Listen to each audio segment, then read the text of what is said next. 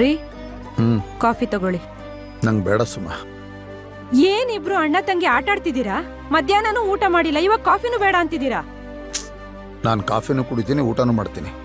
ಅದೆಲ್ಲ ಮಾಡಬೇಕು ಅಂದ್ರೆ ಹೋಗಿ ಅಚ್ಚನ್ ಕರ್ಕೊಂಬೋಗು. ನಾನು ಅವಳನ್ನ ಸುಮಾರು ಸರ್ತಿ ಕರ್ದೇರಿ, ಅವಳು ಬರೋಕ್ ರೆಡಿ ಇಲ್ಲ. ಇಷ್ಟಕ್ಕೆಲ್ಲ ಕಾರಣ ನೀವೇ. ಏನ್ ಸುಮ ಮಾತಾಡ್ತೀಯ ನೀನು? ಇವತ್ತಿನವರೆಗೂ ನನ್ನ ತಂಗಿ ಕೇಳಿ ನಾ ಏನಾದ್ರೂ ಇಲ್ಲ ಅಂತ ಹೇಳಿದಿನ? ಮೊದಲನೇ ಸರಿ ಇಲ್ಲ ಅಂತ ಹೇಳ್ತಾ ಇದ್ದೀನಿ ಅಂದ್ರೆ ಯಾಕೆ ಅಂತ ಅವಳು ಅರ್ಥ ಮಾಡ್ಕೋಬೇಕು ತಾನೆ. ಅವಳು ಅರ್ಥ ಮಾಡ್ಕೋತಿಲ್ಲ, ನೀನು ಅರ್ಥ ಮಾಡ್ಕೋತಾ ಇಲ್ಲ. ಸುಮಾ, ನಾನು ಹೋಗಿ ಅಚ್ಚುನ ಸಮಾಧಾನ ಮಾಡಿ ಕರ್ಕೊಂಬಂದ್ಬಿಡ್ತೀನಿ. ರೀ ಒಂದ್ ನಿಮಿಷ. ಏನ್ ಸುಮಾ? ಮೊದ್ಲು ನೀವು ಸಮಾಧಾನ ಮಾಡ್ಕೊಳ್ಳಿ. ನಾನೊಂದ್ ಪ್ರಶ್ನೆ ಕೇಳ್ತೀನಿ, ಉತ್ತರ ಹೇಳ್ತೀರಾ? ಅದೇನ್ ಹೇಳು ಸುಮಾ. ನಾಳೆ ನಮ್ಮ ಅಚ್ಚುಗೆ ಮದ್ವೆ ಮಾಡ್ತೀರಲ್ವಾ ನೀವು? ಹೌದು, ಜಾಮ್ ಅಂತ ಮದುವೆ ಮಾಡ್ತೀನಿ. ಆಗ್ಲೂ ನೀವು ನಿಮ್ ತಂಗಿ ಜೊತೆನೆ ಇರ್ತೀರಾ? ಸುಮಾ, ಏನ್ ಸುಮಾ ನಿನ್ ಪ್ರಶ್ನೆ? ನನ್ ತಂಗಿ ನನ್ನಿಂದ ದೂರ ಹೋಗ್ಬಾರ್ದು ಅಂತ ತಾನೆ ಮನೆ ಅಳಿಯನ್ನೇ ಹುಡುಕ್ತಾ ಇರೋದು. ಸರಿ ಸರಿ, ಮನೆ ಅಳಿಯನ್ನ ಮಾಡ್ಕೋತೀರಾ ಅಂತಾನೆ ಇಟ್ಕೊಳ್ಳಿ. ನೀವು ಸಂತೋಷ ಪಡೋ ಹಾಗೆ ಮದುವೆನ ಜಾಮ್ ಅಂತ ಮಾಡ್ತೀರಾ ಅಂತಾನೆ ಇಟ್ಕೊಳ್ಳೋಣ. ನಿಮ್ ತಂಗಿಗೆ ಅವಳ ಗಂಡನ್ ಜೊತೆ ಊರ್ ಸುತ್ತಬೇಕು ಅಂತ ಆಸೆ ಬಯಕೆಗಳು ಇರಲ್ವಾ? ಸರಿ, ನಿಮ್ ತಂಗಿ ಹನಿಮೂನ್ಗೆ ಹೋಗ್ಬೇಕು ಅಂತ ಆಸೆ ಪಡ್ತಾಳೆ ಅಂತ ಇಟ್ಕೊಳ್ಳಿ. ಆಗ ಏನ್ ಮಾಡ್ತೀರಾ? ಜೊತೆಲೇ ಹೋಗ್ತೀರಾ? ರೀ, ತಂಗಿ ಮೇಲೆ ಪ್ರೀತಿ ಅನುಬಂಧ ಇರ್ಬೇಕಾದದ್ದೇ. ಆದ್ರೆ ಅನುಬಂಧ ಅವಳಿಗೆ ಸಂಕೋಲೆ ಆಗ್ಬಾರ್ದು. ನನ್ ಮಾತನ್ನ ನಿಧಾನವಾಗಿ ಅರ್ಥ ಮಾಡ್ಕೊಳ್ಳಿ. ಪಾಪ, ಅವಳಿಗೆ ಅಂತ ಒಂದು ಲೋಕ ಇದೆ, ಅವಳಿಗೆ ಅಂತ ಫ್ರೆಂಡ್ಸ್ ಇದ್ದಾರೆ. ಅಲ್ಲ ರೀ, ಅವಳು ಓದೋವಾಗ್ಲೂ ನೀವು ಸಪರೇಟ್ ಆಗಿ ಕಾಲೇಜ್ ಕಳಿಸ್ಲೇ ಇಲ್ಲ. ದಿನಾಲು ಅವಳ ಜೊತೆ ಹೋಗ್ತಿದ್ರಿ, ಕರ್ಕೊಂಬರ್ತಿದ್ರಿ, ಬಿಟ್ಟು ಬರ್ತಿದ್ರಿ.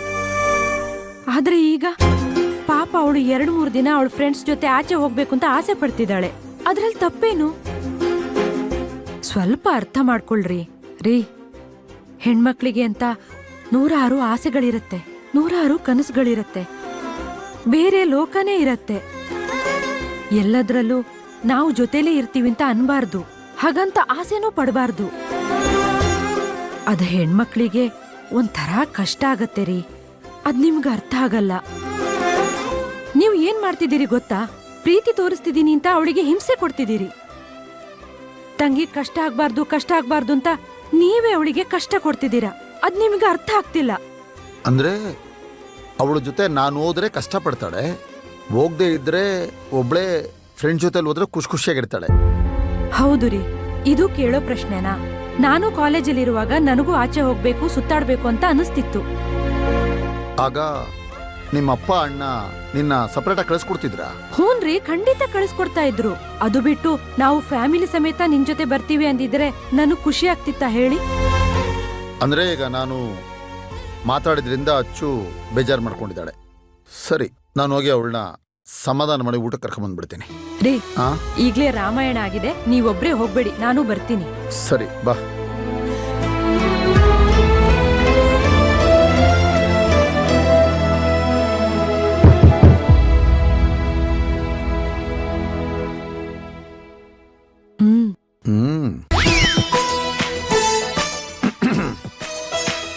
ಬಂಗಾರ, ಚಿನ್ನ, ನಿಂಗೆ ಹೊಟ್ಟೆ ಹಶ್ವಾಗ್ತಿಲ್ವಾ? ಊಟ ಮಾಡಿದ್ರೆ ಸ್ಟ್ರೈಕ್ ಮಾಡ್ತಾ ಇದೀಯಾ? ನೋಡು, ನಂಗೆ ಊಟನು ಬೇಡ, ಏನು ಬೇಡ. ಮೊದ್ಲು ಇಲ್ಲಿಂದ ಹೋಗು. ಅಲ್ಲ ಕಣೋ, ನೀನ್ ಹಿಂಗಿದ್ರೆ ನಂಗೆ ತುಂಬಾ ಬೇಜಾರಾಗುತ್ತಮ್ಮ. ನಿಂಗ್ ಬೇಜಾರಾಗುತ್ತೆ, ನನಗಾಗ್ಲೇ ಬೇಜಾರಾಗಿದೆ.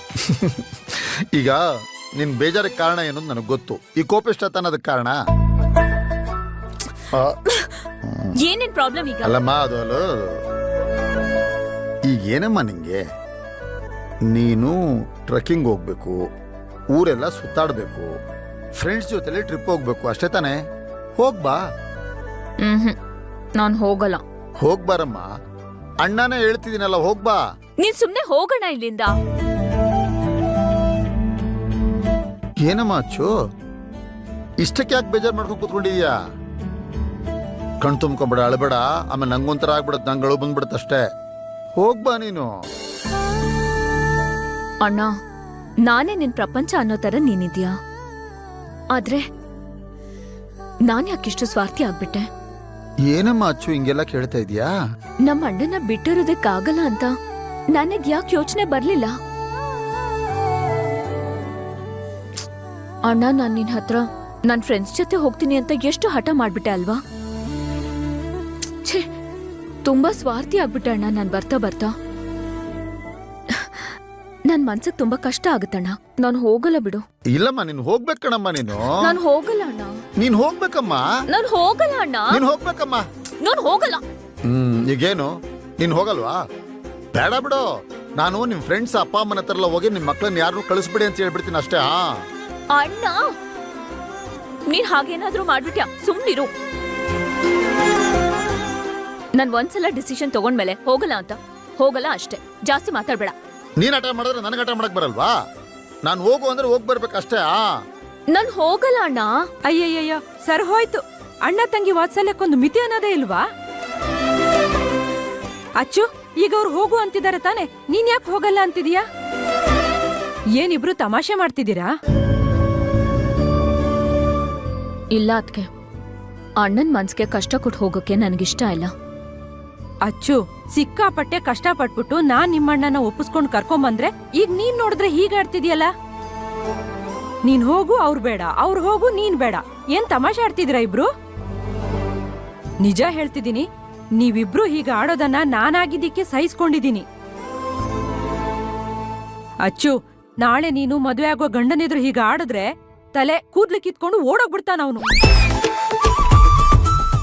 ಆಹಾ, ನೀವೇನು ಕಮ್ಮಿ ಇಲ್ಲ ರೀ. ನಾಳೆ ಅಡಿಗೆ ಮಾಡೋವಾಗ, ಈರುಳ್ಳಿ ಕಟ್ ಮಾಡೋವಾಗ ಸ್ವಲ್ಪ ಕಣ್ಣೀರ್ ಬಂತು ಅಂತ ಇಟ್ಕೊಳ್ಳಿ. ನನ್ ತಂಗಿಗ್ ಯಾಕೆ ಕಷ್ಟ ಕೊಟ್ಬಿಟ್ಟೆ ಅಂತ ಓಡೋಗೋರ್ ನೀವು. ನಾನ್ ಹೇಳೋದನ್ನ ಅಣ್ಣ ತಂಗಿ ಇಬ್ರು ಅರ್ಥ ಮಾಡ್ಕೊಳ್ಳಿ. ಚಿಕ್ಕದಾಗಿ ಸಹಿಸ್ಕೊಳ್ಳೋದನ್ನ ಅಭ್ಯಾಸ ಮಾಡ್ಕೊಳ್ಳಿ. ಒಬ್ರನ್ನೊಬ್ರು ಬಿಟ್ಟಿರೋದನ್ನ ರೂಢಿ ಮಾಡ್ಕೊಳ್ಳಿ. ಒಬ್ರಿಂದೊಬ್ರು ದೂರ ಇರೋದನ್ನ, ಅನುಸರಣೆ ಮಾಡೋದನ್ನ ಈಗಿಂದನೇ ಕಲಿತಾ ಹೋಗಿ. ಇಲ್ಲ ಅಂದ್ರೆ ತುಂಬಾ ಕಷ್ಟ ಆಗತ್ತೆ. ನಾನು ಈಗ್ಲೇ ಹೇಳ್ತಿದ್ದೀನಿ. ಈಗೇನ್ ಹೇಳ್ತೀಯಾ? ನಾನೇನ್ ಹೇಳ್ತೀನಮ್ಮ, ನೀನು ಹೋಗ್ಬಾ ಅಂತ ಹೇಳ್ತೀನಿ. ಸಾರಿ ಬಿಡು, ಹೋಗ್ತೀನಿ. ಏಯ್! ಹ್ಮ್? ಏನ್ ಮಾತು ಅಂತ ಆಡ್ತೀಮ್ಮ? ಹೋಗ್ಬರ್ತೀನಿ ಅಂತ ಹೇಳು.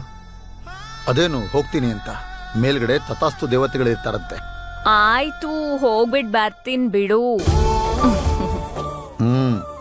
ಸರಿ ಸರಿ, ಈಗೆಲ್ಲ ಆಯ್ತಲ್ಲ. ನೀವಿಬ್ರು ಇಲ್ಲೇ ಇರ್ತೀರಾ ಅಥವಾ ನಂಗೆ ಸ್ವಲ್ಪ ಊಟ ಹಾಕ್ತೀರಾ? ರೀ, ಬಂದಿದ್ ಕೆಲ್ಸ ಮುಗ್ದ್ರೆ ಕರ್ಕೊಂಡ್ ನಡೀರಿ. ಸರಿ, ಬಾ ನಡಿ. ಅಯ್ಯೋ ದೇವ್ರೆ, ಇವ್ರಿಬ್ರ ಮಧ್ಯೆ ನಾನ್ ಹುಚ್ಚಿಯಾಗೋಗ್ತೀನಿ.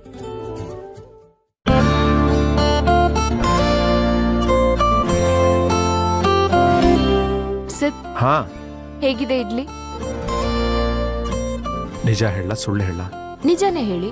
ಚೆನ್ನಾಗಿದೆ, ಆದ್ರೆ ನಮ್ ಶಾಂತಿ ಮಾಡೋಷ್ಟು ಚೆನ್ನಾಗಿಲ್ಲ, ಅಷ್ಟು ರುಚಿಯಾಗಿಲ್ಲ.